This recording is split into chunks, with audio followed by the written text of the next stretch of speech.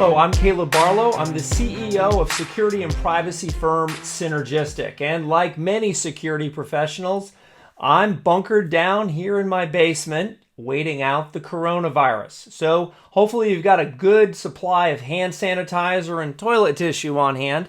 But we wanted to put together a series for security professionals to talk about some things you can do while you're operating outside of the norm.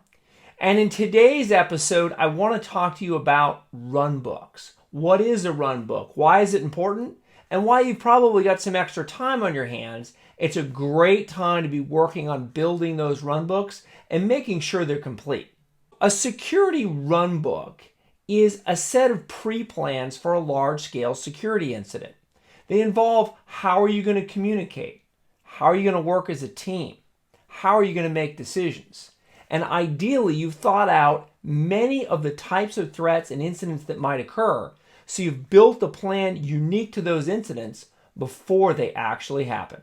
Now, there are a lot of reasons why you want to build a security runbook. In addition to laying out your plans in sequential order and making sure you have something to go off of that you thought through with your team when you were able to be cool, calm, and collective, the other big reason for a security runbook is actually psychological in nature. You see, anytime we're hit with a big crisis, our body kicks into that fight or flight mentality, and all kinds of hormones are released into your body. In fact, a lot of science shows that basically you can't make sound decisions for about 17 minutes after you get hit with that fight or flight response. And the problem is, it's not just hitting you as maybe the incident commander, but it's hitting every member of your team, and it's happening at different times. Talk to anyone that's worked in a crisis response, whether they're a firefighter, EMS, or in the military, or even someone that's worked large-scale incident response for cybersecurity, and they'll tell you it's happened to them. It certainly happened to me. But the best thing to have is that trusty runbook that you can pull out, hopefully in paper form, and go through every one of those steps you laid out when you are cool, calm, and collective to make sure that you're doing everything you can to get your company through a crisis. So let's talk about some of the key aspects of a runbook. And I break this down into what I like to call 3 duties. Now, the first duty is the duty to respond. Think about this. Who's going to detect an incident and respond, whether it's on an idle Tuesday in the middle of the day or 3 o'clock in the morning on Christmas Eve? Who's responsible for detecting that incident? A lot of times this is the person with eyes on the glass inside of your security operations center, or if you outsource your security, it's a third party. Now, the next question that goes with this is one of the hardest to determine. But who's going to determine if a thing is a thing? Who's going to determine if an incident is of magnitude? And how are you going to make that decision? You want to lay that out in intimate detail, not only how you're going to make that determination, but who's going to be in the room. And then, how are you going to communicate that an incident has occurred? How are you going to reach out to your team? And remember, sometimes an incident occurs and it takes down your systems. So that communication mechanism needs to probably be out of band. It needs to assume you can communicate without email and without your office phones. The next duty is what I call the duty to convene. So now you've declared an incident. It's time for your team to get together. Who's on that team? And it's bigger than just your security team. It probably involves executives, everyone from HR to marketing to finance. Because if this incident is of magnitude, it can quickly become an all-of-business response, not just a security team response. How do you convene all those people? Where do you get together? Is it in a particular room? Is it on the phone? And once you know how you're going to get together and who's on the team, then we get to the third duty, which is a duty to act. And the first question to ask in a duty to act is who's responsible for making decisions. And I'll give you one really important tip here. Do not, under any circumstances, use your organizational structure. You want to be able to make decisions with who's in the room. If you revert to your CEO or a senior executive and they're on a plane for the next 12 hours, you're not going to be able to process decisions. And in a large incident, time is the one factor you can't get more of. So who's going to make those decisions? And how do you handle lines of succession? So we're all here talking about building runbooks and making sure they're fresh during a time when we're all hunkered down, waiting out the coronavirus. Imagine if one of the key decision makers on your team was infected.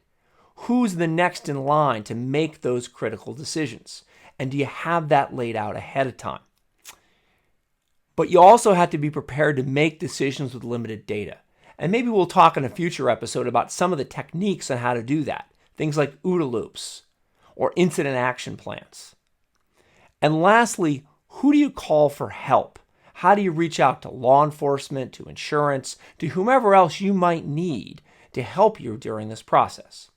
So let's now talk about an actual practical example. I think one of the biggest threats during a period where everyone's working remotely, doesn't have access to the office, and things are a little bit different than normal is the threat of ransomware. So just to give you a little bit of an example of what a runbook might look like, let's think about some of the elements that would be in a ransomware runbook. First question, are you going to pay? And of course, everyone wants to say, no, we would never pay, but maybe you have to. It all depends on how bad that situation is. Who's going to make that decision? And how are you going to get the money? One of the questions I like to ask CEOs and my peers all the time, can you get $250,000 by 3 o'clock this afternoon in Bitcoin? And honestly, if you don't know how to do that, the time is not to ask for the first time when you've been locked up with ransomware. Let's talk about communications. Your core systems are down. What alternate means of communications are you going to use? And does everyone know how to get access to those alternate means of communications? Where have you stored your runbooks? If they're in your corporate SharePoint repository and that's locked up with ransomware, it's not going to do you a lot of good. So how are you going to get access to your plans and your people? What are you going to say, both internally as well as externally? You want to have these things written out ahead of time. And that might be a whole other episode in the future talking about how you do that. Things like holding statements and breaking glass plans and seed documents that can help you pre-build your communications before it ever happens. To be pretty simplistic about this, you should know what you're going to say right now before the incident ever occurs. And what about help?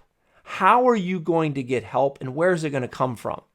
Do you know your local FBI agent? Do you know how to get a hold of them? Do you have an incident response team on retainer? A bad answer is we're going to call our insurance company and they're going to tell us what to do. You probably want your own plan and people that you already have a relationship with in place. You obviously want to know the number of your insurance carrier if you have cyber insurance and know exactly what they're going to cover and what they aren't. The time to figure out what's not going to be covered isn't when you have an incident. You also want legal support. And look, if you're an organization of any size, you want that to be outside your own in-house general counsel. This is a specialty. And when this type of thing occurs, you want specialty legal that works this type of incident every day. And lastly, this is a new term that's emerging in the industry. I don't necessarily love this title, but you might want to have a breach coach. Sometimes you can get this from your incident response team, but you want someone that understands your industry, knows how you operate, knows what systems you need to maintain your operations, and can help you as a coach to make those decisions. So with that gives you a little primer on what you need to see in a runbook.